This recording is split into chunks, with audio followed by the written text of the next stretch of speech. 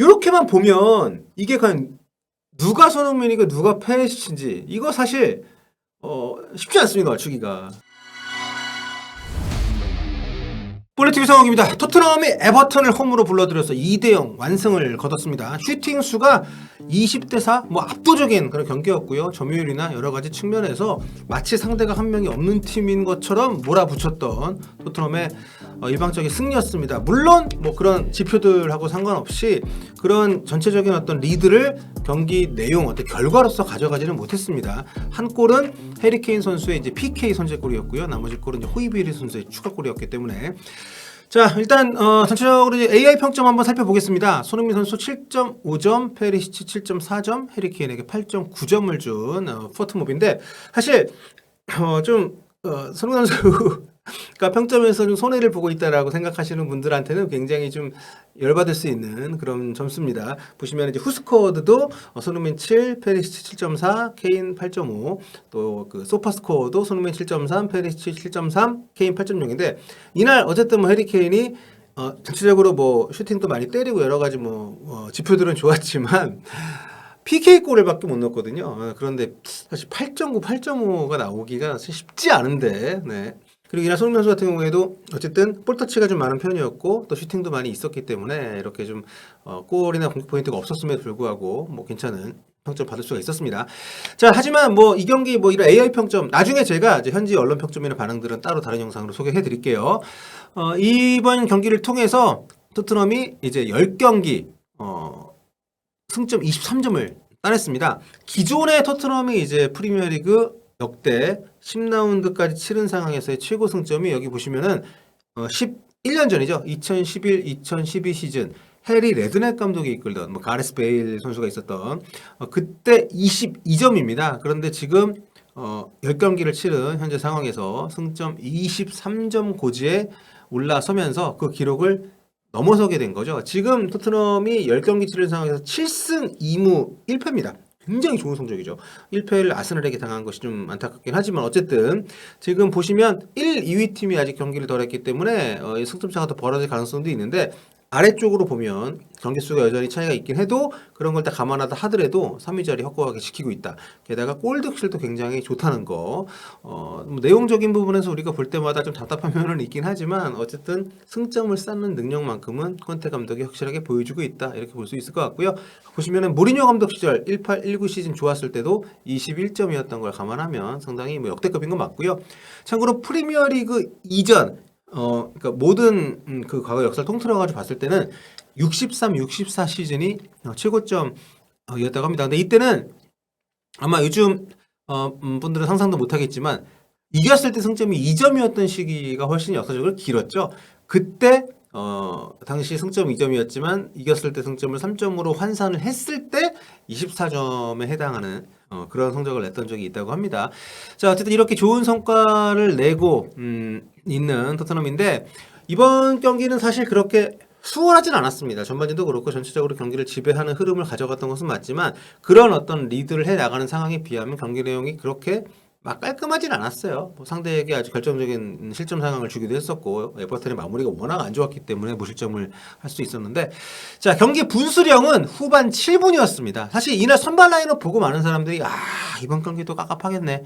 물론 많은 분은 페리시치 때문에 그랬겠지만 저는 이 손케 샬 조합이 좀 공격적으로도 그렇고 수비적으로도 그렇고 좀 안정적이지 않다고 보는데 역시나 이 3-4-3 조합으로는 별로 재미를 봤습니다. 많은 사람들이 사모이 왜 안 쓰냐 하는데 결국 이날 쓰긴 썼어요. 후반 7분 제가 경기 분수령이라고 말씀드렸던 후반 7분에 히샬리송 선수가 종아리에 이제 근육이 올라와가지고 교체가 되면서 콘테 감독이 이때 공격수를 대신 투입하지 않고 비수마를 투입했습니다. 그러면서 기존의 호이비로와 벤탄쿠르 사이에 수비적인 미드필더 역할을 비스마를 투입을 하면서 손케 투톱으로 전환을 했죠.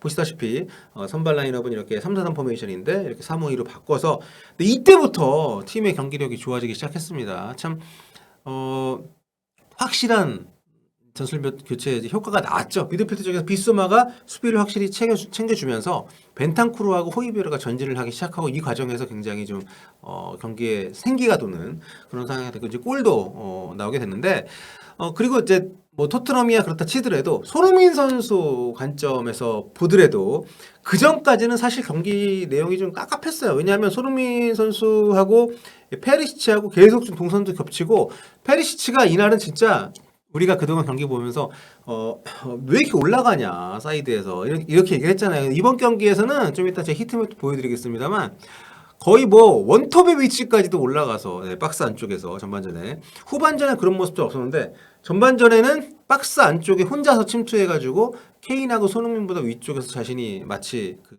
원톱인 것처럼 그렇게 움직이는 상황들도 많이 있었습니다. 그러니까 이렇게 정말 뭐 막 해집고 다니는 선수 옆에서 손흥민 선수가 그 부분을 본인이 억누르기보다는 페리시치가 하는 자기가 원하는 플레이를 할 수 있게 배려를 하고 자기가 그 뒷공간 뭐 중앙 이선에 내려와 있는 이런 움직임들이 많았기 때문에 사실 손흥민 선수가 전반전에 볼 터치가 적진 않았습니다만 공격적인 상황에서 뭔가를 보여줄 수 있는 기회가 잘 없었어요. 좀 그런 부분들이 있었는데 결국 이제 비수마가 들어오고 히샬리송이 나가고 3-5-2로 바뀌면서 확실하게 많은 게 달라졌습니다. 사실 뭐 이전까지 두 선수의 그 포지셔닝이 상당히 애매했었거든요. 그렇기 때문에 이날 그 슈팅을 손흥민 선수가 4개를 기록을 했어요. 근데 이렇게 전술 바뀌기 전까지는 오픈 플레이 슈팅이 한 개도 없었습니다. 이날 슈팅 4개 가운데 이제 전반 10분에 딱 하나 있거든요.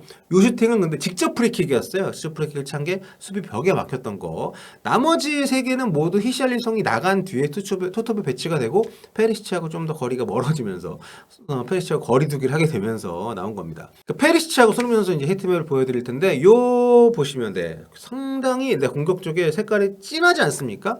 그리고 중앙에 심지어 박스 안쪽까지도 많이 넘어 들어오고 반면에 요 선수 같은 경우에는 박스 안 진입이 거의 없고요. 예, 그리고 왼쪽 그리고 수비 쪽에도 상당히 색깔들이 많이 분포가 되어 있습니다. 그래서 이렇게만 보면 이게 과연 누가 손흥민이고 누가 페리시치인지 이거 사실 쉽지 않습니다 맞추기가. 근데 정체를 보면 짜잔, 네, 페리시치가 손흥민 선수보다 훨씬 더 공격 쪽에 진한 색깔도 많고요. 심지어 박스 안쪽도 넘나 들고요. 수비 쪽에도 찍히지 않고요. 이런 움직임 속에서 어떻게 손흥민 선수가 공격 쪽에 좀 활기를 칠 수가 있겠습니까? 또 이런 부분들이 이게 전반전이에요. 전반전에 이런 포메이션, 이런 포지셔닝으로 경기를 했었기 때문에 상당히 좀 어려웠었는데 그나마 후반전에 이렇게 좀 3-5-2로 바꾸면서는 분위기가 확실히 달라졌다 이렇게 볼 수가 있습니다. 자 그리고 여기 이 패스 네트워크 그림도 한번 보시면은 굉장히 복잡해 보이긴 하는데 여기서 핵심은 그거죠. 이 팀이 지금 4-3-3이 아니야.